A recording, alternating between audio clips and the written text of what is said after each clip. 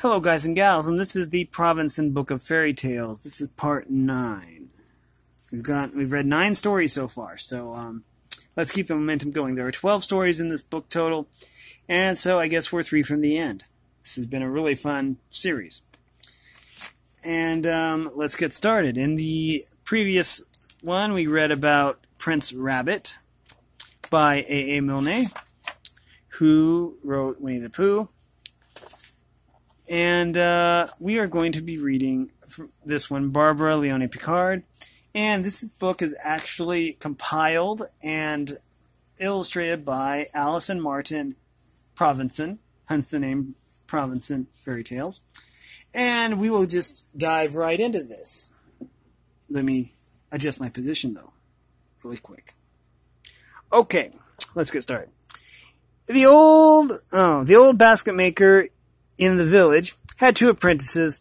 They had been with him since they were boys, and they were both orphans. They lived with the basket maker's family. They were 2 fine, honest, hard-working young men called Gregory and John. What was this one called? Oh, the 3 Wishes. Okay. And at the time that the story begins, they were both just 20 years old. Gregory was ambitious and hoped one day to live in the town and own a large basket shop and have at least 10 apprentices. But John, who was a more simple fellow, declared himself quite content to become a master basket maker in the village.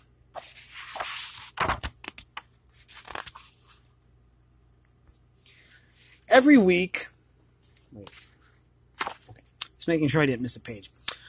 It says, every week on market day, Gregory or John would take their baskets they had made to their neighboring town and sell them, returning in the evening with a purse full of silver and copper pieces for his master. One fine evening in late summer, as Gregory was making his way home from the market, he decided to take the path through the woods instead of keeping to the road. For, he thought, even if it is not a shortcut, it will be pleasant in the woods at this time of year, and the birds are singing very merrily among the trees. When he was well into the woods, he suddenly heard sounds of lamentation, and saw before him an old woman sitting on a large basket filled with fir cones and pieces of wood, wringing her hands. She was surely the ugliest old woman in the world, and she was dressed in filthy rags. "What ails you, mother?" asked the young man. "Alas, alas, kind sir, I must be out of the wood by sundown, and I can carry my basket no further, for I am tired." "That is easily remedied," laughed Gregory. "Stand up, and I will carry it for you." But when he came to lift the basket, he found it as heavy as if it had been filled with lead. "Mercy on us, mother!" he exclaimed. "It feels as though it were full of lead. I cannot think how you carried it a single step." And with a great effort he heaved it onto his back and staggered off under the load. The old woman walking by his side, "Hurry, lad. Oh, hurry, hurry, lad, for I must be out of the woods by sundown, and it lacks but 30 minutes till then." "Never fret, old lady. We will be out of the woods by then." But she kept urging him to hurry, and seemed so afraid to be in the woods at dusk that Gregory hurried as fast as he could with his burden. To make matters worse, every few steps the old woman would dart forward and pick up another piece of wood or another fir cone and put it into the basket on Gregory's back, saying, "Here is another fine cone to keep a poor old woman warm," or I must have this piece as well, for I shall not be able to collect any more firewood before the winter is upon us." And each fir cone and each piece of wood that she added to the basket was like another pound of lead to carry.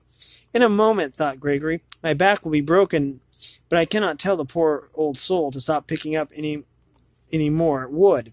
It would be unkind, as she surely needs it. The marvel is that the basket can hold any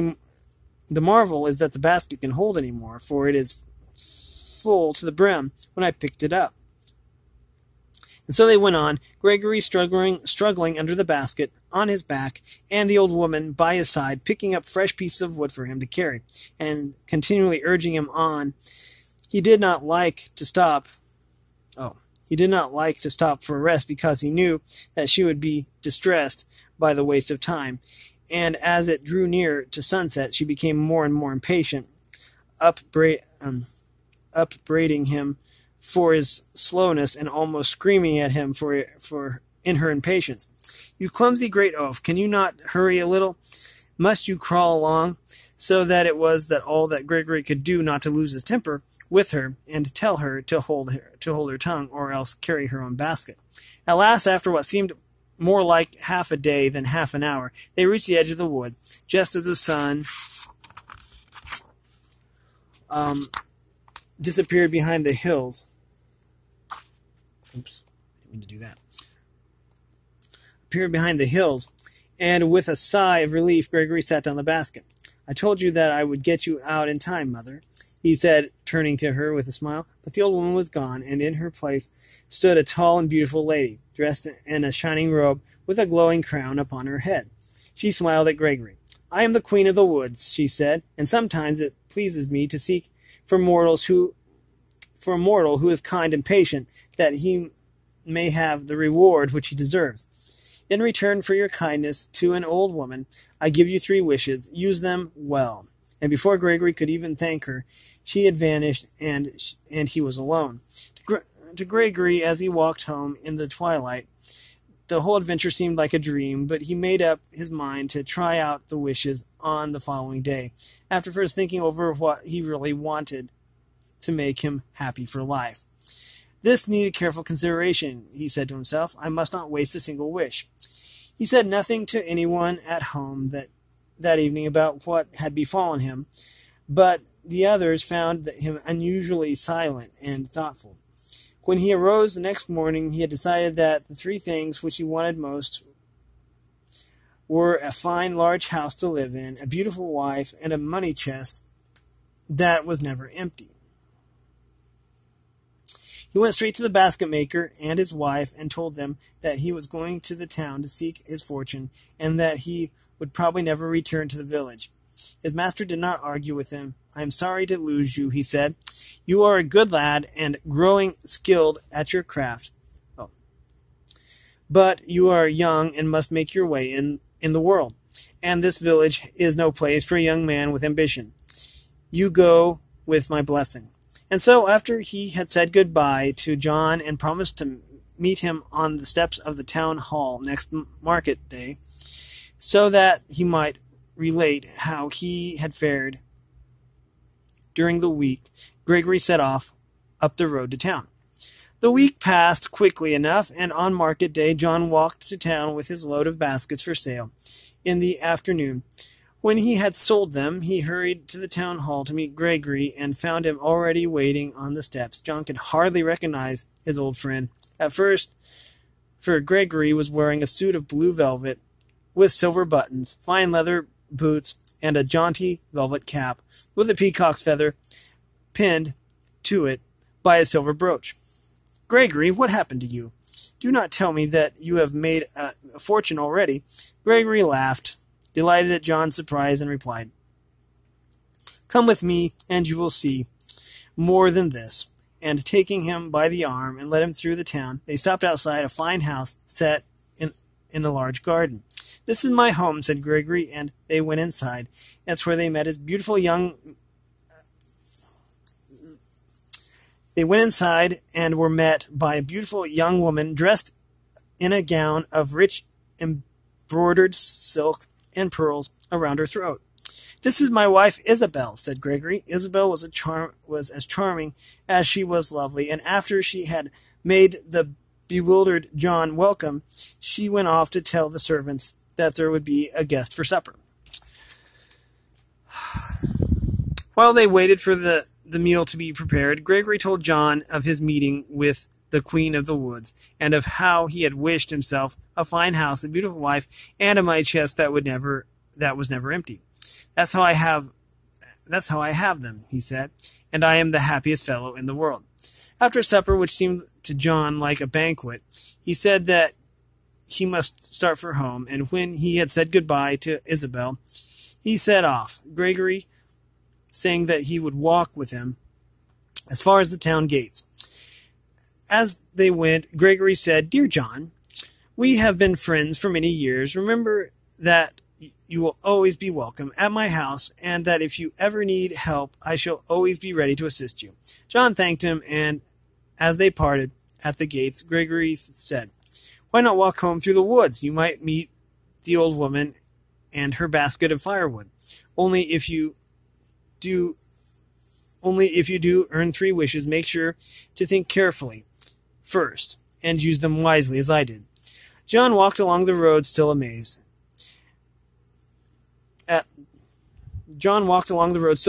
at all he had seen, and very happy at his friend's good fortune, until he reached the edge of the woods. There he thought, "I might as well try it, though I very much doubt if a simple fellow like me will ever meet a fairy. Gregory is clever in such things, and things may well happen to him," and he turned into the woods. When he was well into the woods, he heard a child crying, and he saw a little girl holding an empty basket and weeping miserably. "What ails you, little maid?" he asked. "Alas, kind sir, my mother sent me into the woods to pick blackberries, and after I had filled my basket, I sat down to rest. I fell asleep, and when I awoke, the birds had eaten all the fruit, and I cannot pick any more, for all that is left is too high for me to reach, or too well hidden by the brambles, and if I go home with an empty basket, my mother will be angry." "You need not go home with an empty basket. I will fill it for you," said John. "See, I can reach the blackberries that are high up, and I can put your hands through brambles to reach those that are hidden. But I must work fast, for it will soon be too dark to see them." And with that, he started at once to pick the fruit. "How lucky that I came into the woods to look for a fairy," he thought. "If I had not, I should never have found this little girl, and the poor child might have stayed in the woods all night for fear of her mother." But as fast as he picked the blackberries, reaching up to the tall brambles above his head, and thrusting his hand through the cruel thorns, the basket seemed to fill more slowly than any basket he had ever filled before. To make matters worse, a little girl stood beside him the whole time and scooped handfuls of blackberries out of the basket and ate them with extraordinary speed, saying between each mouthful, "Please hurry, it's growing dark, and my mother will be wondering where I am." John longed to tell her to be quiet, and above all, to stop eating any of the blackberries that he had picked with such difficulty, but he thought, "I will not say anything. The poor child must be very hungry, for it will be long past her supper time," and he picked as fast as he could. At last he had filled the basket, and very tired and scratched, John picked up the little girl, set her up on his shoulder, and with the basket in his other hand, started off through the woods. But it was by now so dark that he found it hard to keep to the path, and he often wandered off it and had to retrace his steps. It seemed to him to be hours later when they reached the edge of the woods. "We will sit down here and rest a while," he said, "and then you must tell me where you live, and I will take you home." The little girl slipped from his shoulders, and he put the basket of blackberries down on the grass. But when he turned again to the child, she was not there. In her place stood a tall and beautiful lady, whose glimmering robe shone in the dusk. She smiled at him. "I am the Queen of the Woods," she said, "and sometimes it pleases me to seek for a mortal who is kind and patient, so that he may have the reward which he deserves. In return for your kindness to a little girl, I give you 3 wishes. Use them well." And before John could even thank her, she had vanished, and he was alone. John walked home slowly, pondering his good fortune. "I must use the wishes wisely, as Gregory advised," he thought. "Though I do not think I should be happy in a house as large as his, but I should like a little cottage to live in. I think that perhaps I shall use one of my wishes on a cottage. A cottage would be no place for a wife clad in silk and pearls like Isabel, but a simple country maid, such as could could love a plain fellow like myself, can be as beautiful as any city lady. I think that I shall use my second wish, like Gregory. Oh, there's the Queen of the Woods, and then there's the little girl. There's the berries. Second wish, like Gregory, on a beautiful wife. Oh. Okay, wait. Did I miss a page? 10, 1, 1, 2. I think that I should use my second wish, like Gregory, on a beautiful wife. A money chest that is never empty may be all very well in a large house with a fine wife. Indeed, it is probably a necessity, but in a cottage it would only be a responsibility. No, I think that 100 pieces of gold would be a better sum. That would be plenty for my wife and myself to start our home on. I shall certainly wish for 100 pieces of gold. Thus John made up his mind how his 3 wishes could be spent most wisely, and the next day he was still of the same opinion. That evening, when the day's work was over, he went for a stroll through the village towards the fields, as he and Gregory had done when they were boys. On the outskirts of the village, he passed a little cottage where an old widow woman lived alone. She was sitting at her door, and he gave her a cheerful good evening, and stopped to ask if she wanted any water fetched from the well, for she was so bent with age and infirmity that it was a great task for her to carry a heavy pail of water down her garden path. After he had drawn the water, he stopped and talked a while. "You are always a good, kind lad to me," said the old woman. It is so great a joy to me to see a pleasant face. I am so lonely these days since my son married and went to work in the town. He has asked me to visit him, but I am too old and sick to make the journey, and he cannot spare the time from his work to come and see me often. And now I hear that I have a grandson, and what would I not give to be able to see the little darling?" And a large tear trickled down her wrinkled cheek. After he had left her, John said to himself, "I could make that poor old soul happy with one of my wishes, and still have 2 to spare for myself. After all, I can do without a cottage." And he stopped along the road, closed his eyes tightly, and said out loud and firmly, "I wish that the old widow woman could grow well and strong, so that she might visit her son." Then he thought, "Oh, on the way home I shall knock at her door and see if the wishes come true." And with that he jumped over a stile into the field and walked along whistling. A little time after, he saw Anna, the miller's youngest daughter, limping slowly towards him, carrying a bucket of mushrooms. Anna had been lame from birth. She had never been able to run and play like other children, and so had grown up alone without any friends. Of all the young villagers, only John and Greg had been kind and never laughed at her. It was said of her that she would never find a husband, but would live and die an old maid in her father's mill. "Good evening, Anna.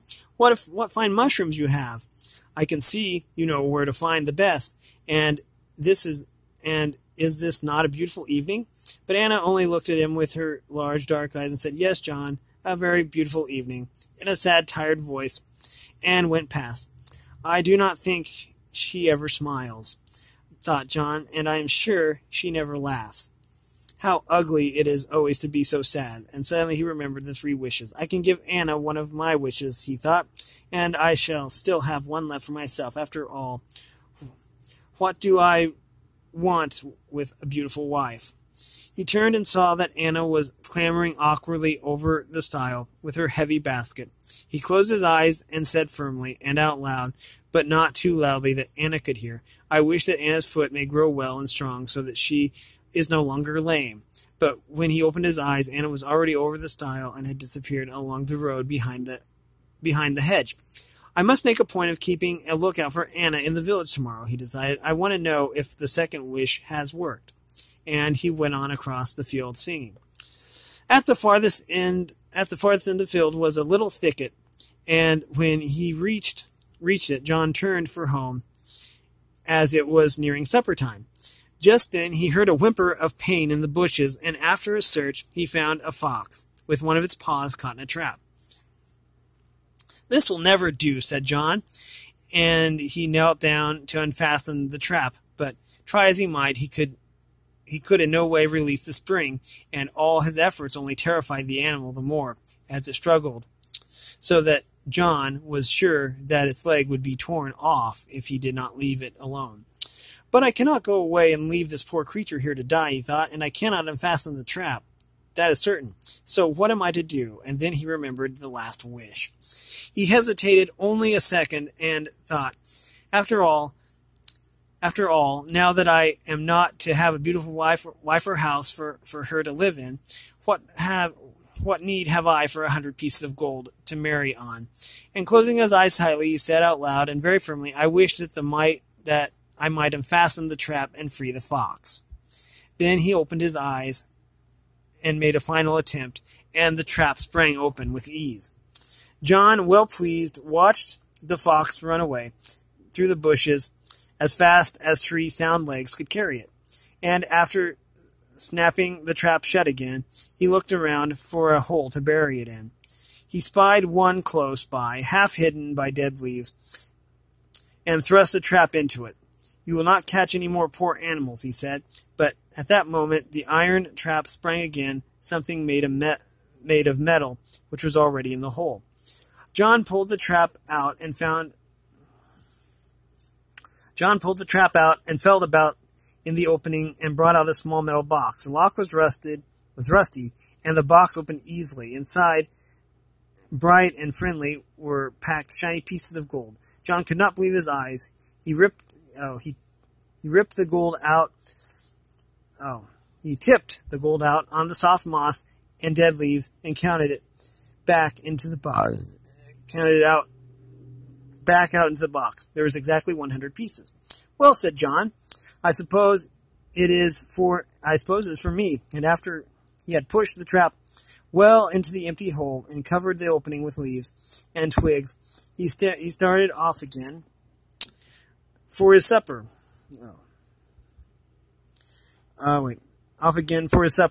With the box of gold under his right arm. When he came to the old widow's cottage, she was standing at her gate, waiting for him. "I thought you would pass this way again, John," she said. "I know you will be pleased to hear that what I have to tell you.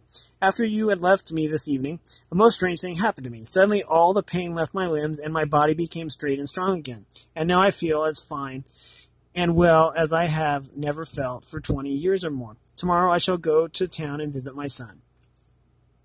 After he had promised to come and see, there's the fox, by the way, see her on the day following her journey to hear all the news, John said good night to her and went on his way. At the basket maker's gate, he found Anna waiting for him. "Oh, John," she said, "I hope you do not mind me waiting for you. But you have always been kinder to me than the rest, and I have to tell you of my great joy. This evening, after I had passed you, a most strange thing happened to me. Just as I was climbing over the stile, my leg and foot suddenly became well and strong. I could not believe it at first, but when I found that it was true, I ran all the way home with my mushrooms, never stopping once all the way. Oh, John, I'm so happy, now that I can walk and run and dance like the other girls." And John saw that her glad and smiling face was beautiful. "The day after tomorrow there will be a dance at the forge for the wedding of Matthew, the smith's son. Will you come and dance with me?" he asked, and when she said she would, it was as though all the birds in the village were singing in John's heart. When the day came, after his work was over, John went to the old widow's cottage to see how she had fared. He found her in the highest of spirits, and when she had described her visit to the town, she told him that she was leaving the village as soon as possible to go and live with her son and his wife. "And John," she said, "this little cottage is mine. I would not want it to stand empty and neglected. I have but one son, and, as you know, he must live in town for his trade. For who would buy silver work in the village? Therefore, I should like you to take the cottage as a gift from me, an old woman's way of saying thank you to a kind lad. You may not need it now, but one day you will marry a wife, and then you will be glad to have a home to take her to." John could hardly find words with which to thank her, and his good fortune seemed to him to be almost unbelievable. Later that evening, he danced with Anna at the forge, and everyone envied him, for Anna was as light as thistledown when she danced, and by far the loveliest girl in the village. When the dancing was over and they were alone, John said, "Anna, I am only a simple, unambitious fellow, and I have little to offer you, but I have a cottage where we could live, and 100 gold pieces for us to spend, and I love you more than anything in the world. Will you be my wife?" And when Anna said yes and smiled at him, it was as though all the birds in the world were singing in John's heart. "Indeed," he thought, "I am a lucky fellow, for I have had all my 3 wishes come true without my ever making them." So that was 3 Wishes by Barbara Leonie Picard. Let me put that on the camera. And this has been a reading from